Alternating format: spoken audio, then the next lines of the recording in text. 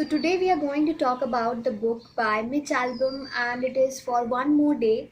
This is what the book looks like.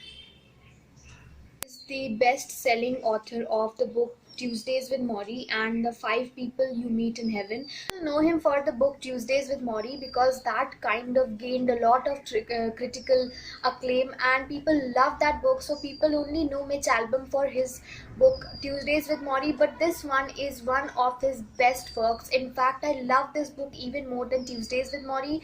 Protagonist of this book is a man. His name is Charlie Bernetto, and he is a very broken man. His life is completely derailed and it's destroyed by alcohol and regret, and there are so many bad decisions that he have taken in his life that has brought him in this situation where he is completely devastated and nothing is actually going on as he planned in his life. And he is in this place where he also abandoned his family, and he completely shatters when he gets to know that his daughter was getting married and he was not even invited in the wedding. Call to his wife and asks her that why is he not invited in his own daughter's wedding, and from there he gets a very negative response, and that kind of shatters him absolutely, that where have he come in his life where he doesn't even know who his daughter is marrying, who is the man, and he should have been the person who would go out and talk to him as the father of his daughter, but that never really happens, and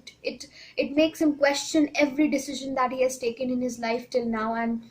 And so now he is at this place where he wants to kill himself. So before doing that, he decides to go to his hometown and have a visit and go to all those places he used to go as a child. And so he goes there. On his way to his hometown, he basically meets an accident, and after that he starts seeing something. He doesn't even know if he has died. He comes back to his home, is in his hometown, and he sees his mother there who has already died a lot of years back, and he doesn't understand whether he's actually seeing his mother or is it some dream, or he just doesn't know anything what is happening. So and then he talks to his mother and she cooks breakfast for him and all of that stuff, and it's really confusing that what is actually happening. Has he died, or this is afterlife, or this is his mother's ghost and he's still alive? He doesn't understand any of that. And so he talks to his mother, he listens to her, and regret and guilt kind of surrounds him when he talks to his mother, because there were times when his mother saved him. There were times when his mother took stand for him, and there were times when he did not take stand for his mother. And that is very beautifully portrayed in this entire book, where there are places where it's written that times I did not stand up for my mother, like this.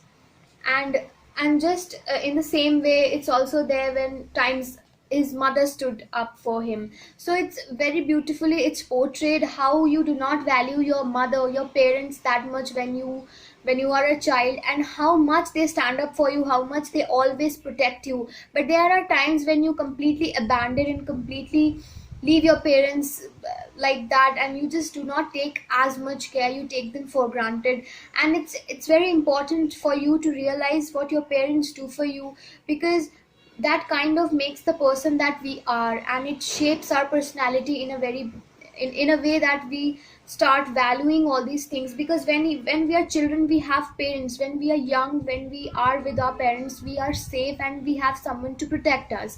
But as and when we grow up, when we are adults and when we have our own family, there's no one to protect us. We are the ones who have to protect them. So that is something that has been portrayed very beautifully in this book, and the relationship between a son and a mother has been shown very beautifully, and the guilt and regret is very hard. So this is what the book talks about. The climax I will not tell you, obviously you will have to read the book for that.